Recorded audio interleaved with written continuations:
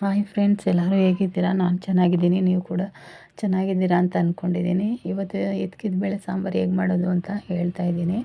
ಮೊದಲನೆಗೆ stove ಹಚ್ಚಿ stove ಮೇಲೆ ಒಂದು ಪಾತ್ರೆ ಇಟ್ಟು, ಪಾತ್ರೆ ಕಾಯಿದ ನಂತರ ಎಣ್ಣೆ ಹಾಕಿ, ಎಣ್ಣೆ ಸ್ವಲ್ಪ ಬಿಸಿ ಆದ ನಂತರ ಈರುಳ್ಳಿ ಹಾಕಿ ಕಲರ್ ಚೇಂಜ್ ಆಗೋವರೆಗೂ ಫ್ರೈ ಮಾಡಿಕೊಂಡು ಇದಕ್ಕೆ ಇಟ್ಕೊಂಡಿರೋ ಅವರೆಕಾಳನ್ನ ಸೇರಿಸಿ ನೀಟಾಗಿ ಫ್ರೈ ಮಾಡ್ತಾಯಿದ್ದೀನಿ. ಅದು ಹಸಿ ವಾಸನೆ ಹೋಗೋವರೆಗೂ 1 ನಿಮಿಷ ಇಲ್ಲ 2 ನಿಮಿಷ ನೀಟಾಗಿ ಫ್ರೈ ಮಾಡ್ಕೊಳ್ಬೇಕು. ಇದಾದಮೇಲೆ ಫ್ರೈ ಮಾಡೋದಕ್ಕೆ ಇಟ್ಬಿಟ್ಟು ಇನ್ನೊಂದು ಕಡೆ ಒಂದು ಮಿಕ್ಸಿ ಜಾರ್ಗೆ ಮಸಾಲೆನ ರೆಡಿ ಮಾಡ್ಕೊಳ್ತಾ ಇದ್ದೀನಿ. ಈ ಮಸಾಲೆಗೆ ಟೊಮೆಟೊ, ಈರುಳ್ಳಿ, ಚಕ್ಕೆ, ಲವಂಗ, ಕಾಯಿ, ಕೊತ್ತಂಬರಿ ಸೊಪ್ಪು, ಪುದೀನ ಸೊಪ್ಪು, ಈರುಳ್ಳಿ, ಬೆಳ್ಳುಳ್ಳಿ ಎಲ್ಲನೂ ಹಾಕಿ ಮಿಕ್ಸಿ ಮಾಡಿ ಇಟ್ಕೊಂಡು ಫ್ರೈ ಆಗ್ತಾಯಿದ್ರು ಅವರೆಕಾಳು ಜೊತೆ ಸೇರಿಸಿ ಮಸಾಲೆನ ಎಷ್ಟು ನೀರು ಬೇಕೋ ಅಷ್ಟನ್ನು ಹಾಕ್ಕೊಂಡು ಮಿಕ್ಸ್ ಮಾಡಿಕೊಂಡು ಅದಾದ ನಂತರ ಬೇಯೋದಕ್ಕೆ ಬಿಟ್ಟಿದ್ದೀನಿ.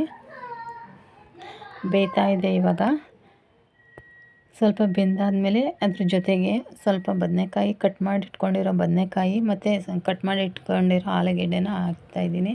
ಇದು ಹಾಕೋದ್ರಿಂದ ತುಂಬ ಟೇಸ್ಟಿಯಾಗಿರುತ್ತೆ ಮತ್ತು ಸಾಂಬಾರು ಕೂಡ ತುಂಬ ಚೆನ್ನಾಗಿರುತ್ತೆ. ಮತ್ತು ರುಚಿಗೆ ತಕ್ಕಷ್ಟು ಉಪ್ಪನ್ನ ಸೇರಿಸ್ಕೊಳ್ಬೇಕು. ಅದಾದಮೇಲೆ ಒಂದು ಕುದಿ ಬೇಯೋದಕ್ಕೆ ಬಿಟ್ಬಿಟ್ಟು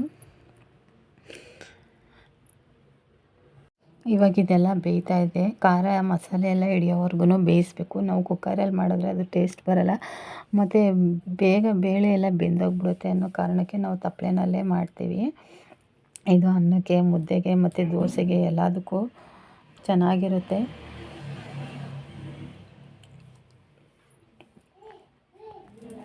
ಬೆಳಗಿನ ಟಿಫನ್ಗೆ ನಾನು ದೋಸೆ ಜೊತೆ ಅದನ್ನೇ ತಿಂಡಿ ತಿಂದ್ಕೊಳ್ತಾ ಇದ್ದೀನಿ.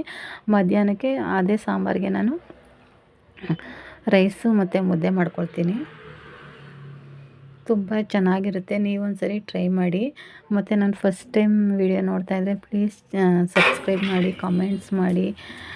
ನಾನು ನ್ಯೂ ಟು ಇದಕ್ಕೆ ಈ ಚಾನಲ್ಗೆ ನಾನು ಹೊಸಬಳು. ಏನಾದರೂ ಹೇಳಬೇಕು ಅನಿಸಿದ್ರೆ ನನ್ನ ವಿಡಿಯೋಗಳಿಗೆ ಕಮೆಂಟ್ ಹಾಕಿ. Thank you for watching. Bye bye. ಸಿಗ್ತೀನಿ ನೆಕ್ಸ್ಟ್ ವಿಡಿಯೋದಲ್ಲಿ.